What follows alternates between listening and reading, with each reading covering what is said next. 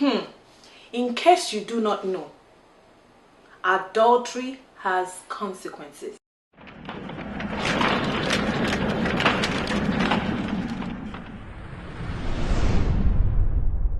Hi guys, welcome to my YouTube channel. Thank you so much for stopping by. If you're new here, welcome. Nice to meet you. My name is Fadiro. And for everyone watching me, have you seen my most recent videos? If you haven't, I've personally created a link up here that's going to take you to those videos. And please, after watching, don't forget to give me your feedback.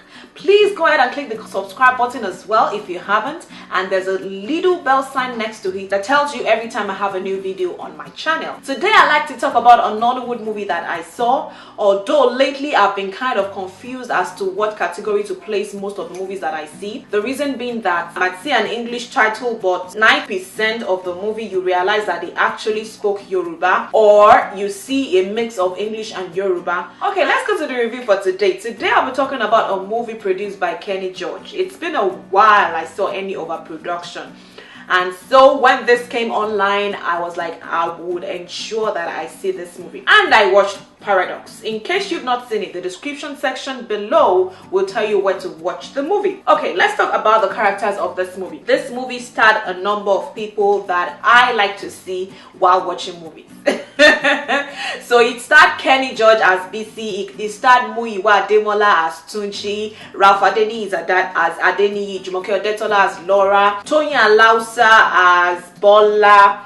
I think those were the major faces. For every action, there is an equal and opposite reaction. But in the context of this movie, I actually saw a chain reaction. And remember my intro that I said, every act of adultery has consequences. In this movie, I felt like it touched on a number of things. And you know what Nollyreviews is about? I talk about the moral aspects of any movie that I see, because that's what I'm for. I'm more concerned about the content that is put out there, because right now, even younger kids are exposed to the internet. So my own perspective is how much, of the positive content are the Yoruba movie producers bringing out there. Maybe that's a story for another day. But let's talk about the movie again. The movie I'm talking about today is Paradox. In case you're wondering, yes, I have my phone here. That's where I usually put down, my thoughts when I'm watching movies. The movie actually touched on a number of aspects in life. It touched on promiscuity and adultery, it talked on jealousy, it talked on trust, it talked on communication,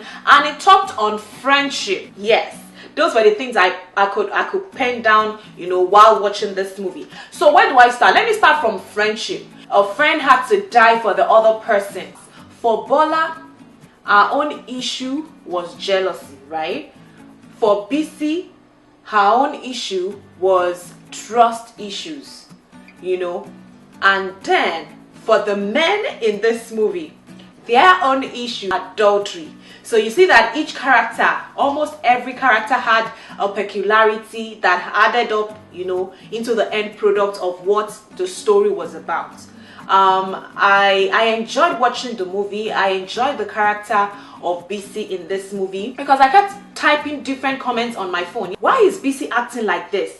Like, are you that desperate to get a job and you see signs, those signs coming towards you that this man is actually after you? Ignored those signs, and you kept collecting gifts. And I'm like, why is she acting like this? I was really angry. Keep following him to the club, he's smoking, he's ordering you around, even though he's your boss. But some level of intimacy with your superior gives them power even over your personal life. But then to now realize that everything I've been watching for the past 50-something minutes was actually a perspective of just one person and not the main story that they wanted us to see. That was mind-blowing for me. I didn't see it that way. I wasn't expecting it to come out that way. I wasn't expecting the story to turn out the way it did. You can never predict. But then there are a few questions I would like to ask. I would not watch a movie and not still think about the logical side of it. The first time they showed us that BC's boss shot her husband, I think that happened in the room, if I'm correct. The second time, they showed us that it was in the living room. The third time, they showed us that it was actually BC that killed her husband and then dragged him out. I will leave you guys to talk about those three scenes that I mentioned and how it was organized. So I'm sure there was a gun that was found at the scene of the incident. There was a gun, and I'm sure that a lot of people will come at me with this thing that I'm about to say. You run fingerprints. Somebody handed you a gun. It shouldn't be just one person's fingerprints that you will find on it, because she wasn't holding a glove. She wasn't holding anything.